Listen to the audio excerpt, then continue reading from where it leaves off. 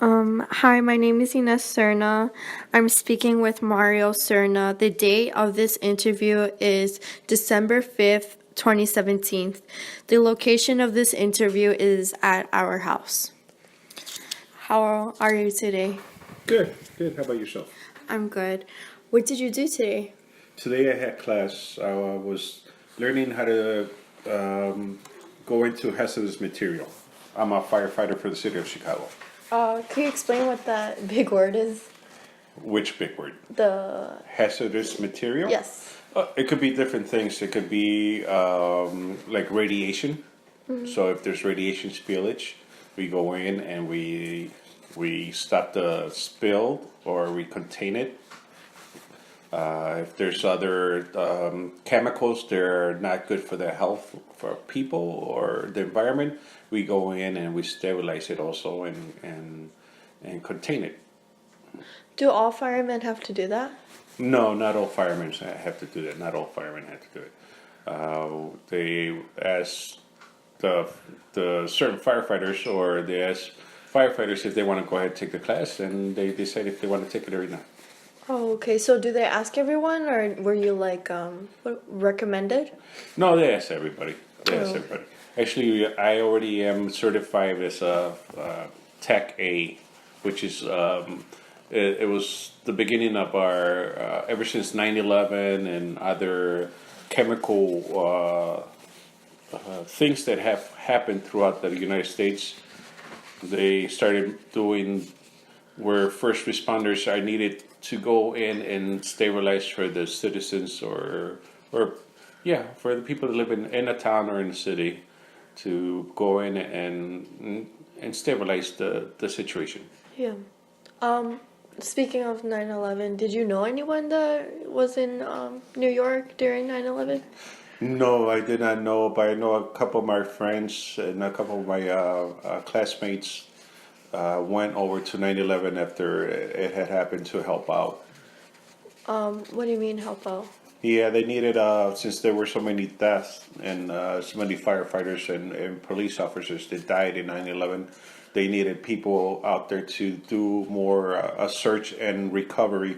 Or by I mean by recovery is that they will have to go in and try to dig out bodies or people that have died in the rubble of the buildings. Right. And were there like certain people like again with the class? Did you like were there what is it called? They were asked to volunteer. Asked to Yeah, volunteer. they were asked to Okay. volunteer because it was a high risk. A lot of them, especially a lot of people, a lot of the firefighters, they were already there from New York, ended up with cancer because of the different dust and different materials that were flying around after the buildings were had fallen. A lot of them, and a lot of people also have came up with different cancer, lung cancer, cancer in the blood.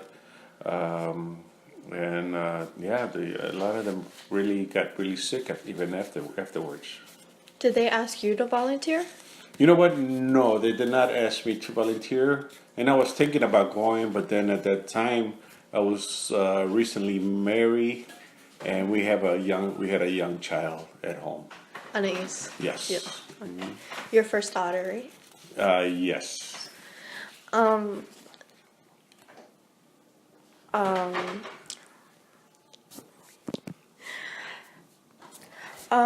who else is a part of your family? Who else is part of my family? Well, my family is my wife, Maria Serna. We've been married coming up 19 years now. My older daughter is Anais Serna. She's in Loyola University now. She's a freshman there. And my middle child is Inez Serna. She's a pain in the butt. But she's a great girl. She's very smart and she's very beautiful. And I love her very much. I love all of them very much. And my younger child is Omar Serna. He's at LaSalle too. He's in 7th grade. So pretty soon he might be going to Trinity if he decides to go there. And do you like Holy Trinity? Yes, actually, I graduated from Holy Trinity in 1987. And all of Mike Deal's, your brothers, went to Holy Trinity, right? Well, not all of them. My younger brother, Carlos Serna, he didn't graduate from Holy Trinity. He went, I think, to St. Benedict. And my younger sister went to St. Ignatius High School. Oh, okay. And who was in school with you during the years that you were at Holy Trinity? From my family, from my Yeah. brothers. My brother Willie, Guillermo Serna, he was a senior when I was a freshman. And did you like him being around? He was fine. We didn't. I mean, we saw each other once in a while throughout the class, and I knew a lot of his friends too. Trinity being such a small school, it's a good school because you mostly know a lot of people there because being such a small school, it's a good thing. Yeah. So Holy Trinity is like known for being a family environment. Do you think that when you were in school it was the same way, or do you think it improved? I think it's gotten better, much better. There were a lot of problems, not only in Trinity but around the neighborhood when I was going to school there. There were a lot of gangs, a lot of areas where we couldn't actually go walk to because of the gangs. But it wasn't bad. It was a good school. I turned out to be pretty good. Did you, when you graduated from Holy Trinity, did you go straight to college? Yes, I went over to University of Illinois. I actually just went there for about a semester. Why is that? Why is that? I was young. My parents weren't together. The only parent that I had was my mom. It's not that I'm kind of making an excuse, but it's kind of hard where your mom is actually not bilingual, where the only language that she knows is Spanish, and the only education that she had was all the way up to even first year of high school,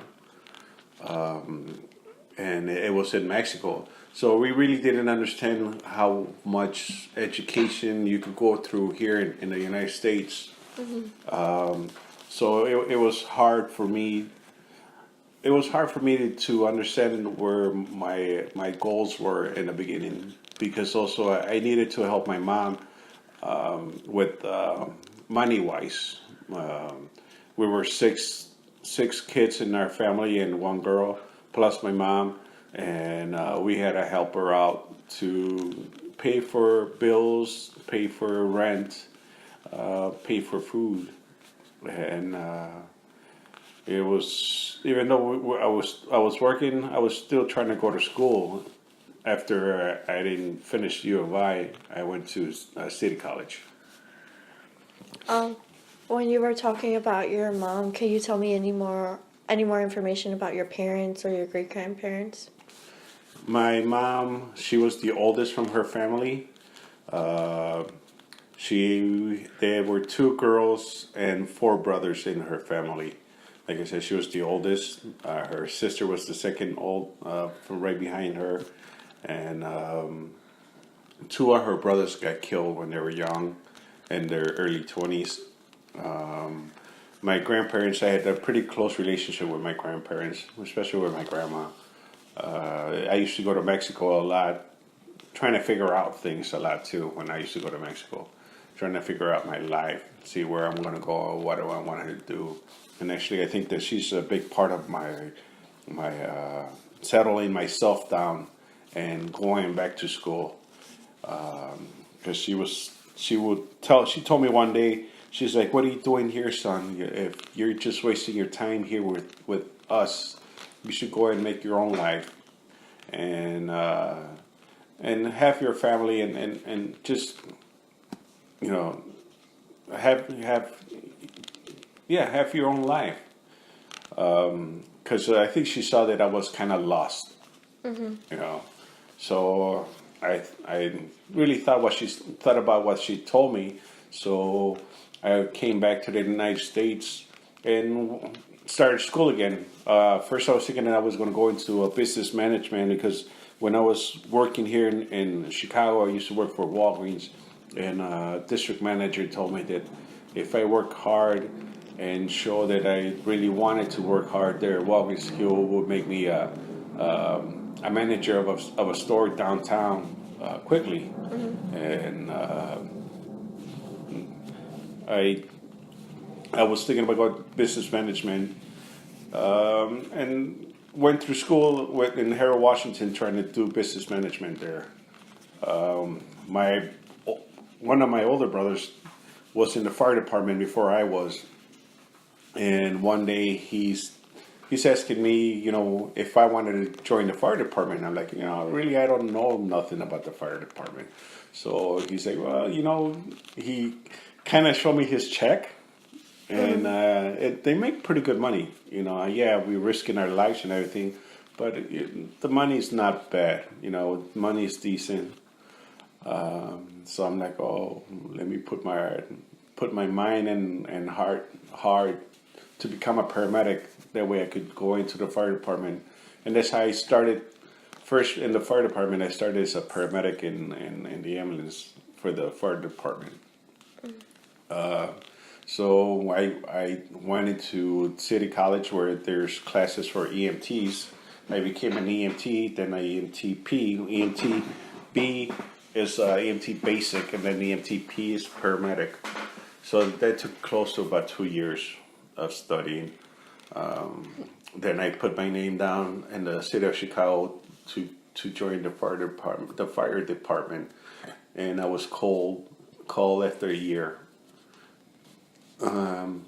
Then after being in the ambulance in busy areas, I worked most of my career. I worked in busy companies. I have been in Inglewood, and then after that I went to the Robert Taylor homes, which were tall buildings of projects. We were running our butts off a lot. A lot of things will happen around there, both in Inglewood and the Robert Taylor homes. A lot of gunshots, a lot of labor and delivery, a lot of respiratory, a lot of cardiac. We worked there almost everything, and did a lot. After doing that for 8 years, I decided to cross over to become a firefighter. And also, right now, I'm the firefighter paramedic in the fire truck. So I'm able to do both jobs, firefighting and being a paramedic. That's very interesting. Well, besides like your brother telling you and showing you the paycheck, like what people say, like, you have to go for what you really want. And like, was that just it? Like, just looking at the paycheck and you're like, oh, I want to be a firefighter. Like, what you were talking about recently, how you wanted to continue with business and how you went to school. Why did you drop that after looking at your brother's paycheck? Well, the thing about it, that summer, I actually went back to Mexico again. Because I was still confused. I didn't know what really I wanted to do. So actually, I kind of asked God, what can I do? Which road should I take? What should I should do with my life? When I was in Mexico, I went and visited one of my uncles, and there in the church that he goes to in Mexico, in part of Mexico, San Luis Potosí, they do festivities. So they had a festivity that one day, and that whole day it rained, there was lightning, it was a big storm. So in the festivities, they have stands outside the church, where their stands are made out of metal, and what they do to have light, they wrap electrical rope around the stands and have the light bulbs, going around in the stands.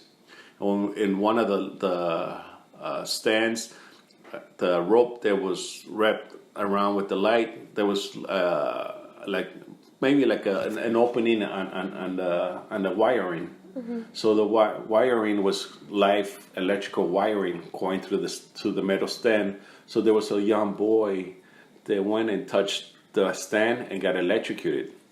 And when he did that,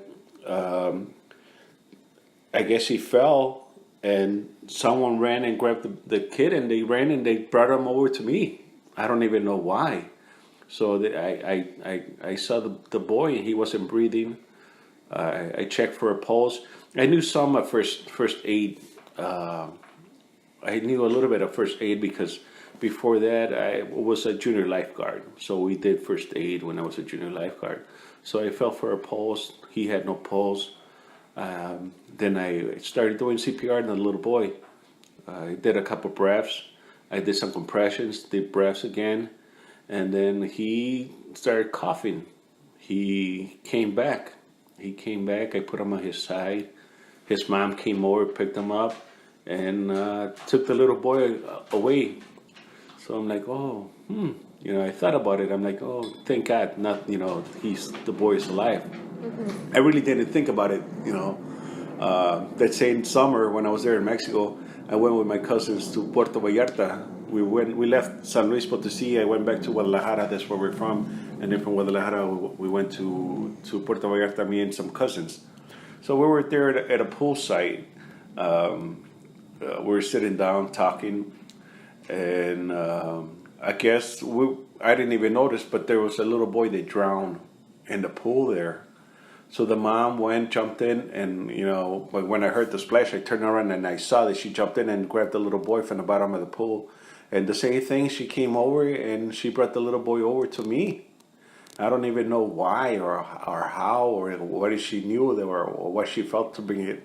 And she said, "Help me, please." So I grabbed the little boy also, and again, the little boy wasn't breathing. He had no pulse. So I did CPR on this little boy also, and he started spitting out water out and came back to life again, and the mom took him away again, and I'm like, oh God, is this a sign now? Thinking of this is what I have to do. I have to do what the things that you give me is what I have to go ahead and live my life through. So, yeah. That's really interesting. And is that like why you wanted me to go to a Catholic school? Like, is that why you rose us as like, what's it called? Catholics?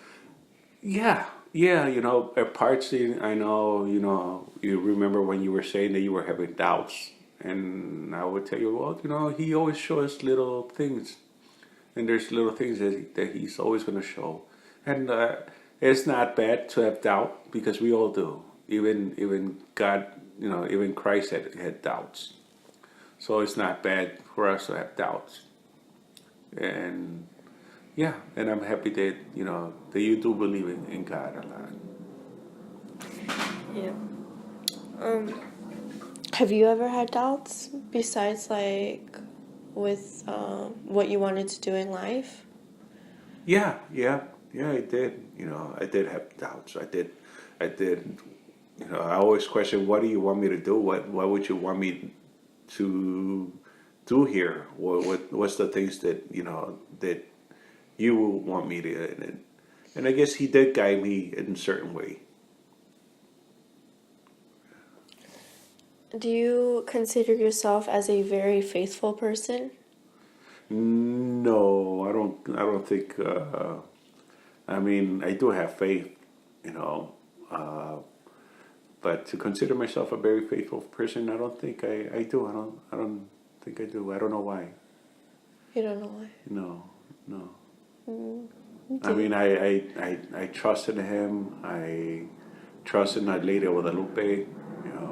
I trust that he's there for us. But it's not. I'm not saying that I do not have no faith at all. Is that I like I told you a little while ago. We still have that doubt. Am I good enough for him? I think that's the thing. How well am I doing here in this world? Especially with my kids. With my work. Am I still doing good for him? Yeah. Yeah. I think you're doing well, Pa. Yeah. I think you're a great father and a great husband. And one day I could find someone like you. Yeah. Well, thank you for letting me interview you. I love you, Pa. Love you too.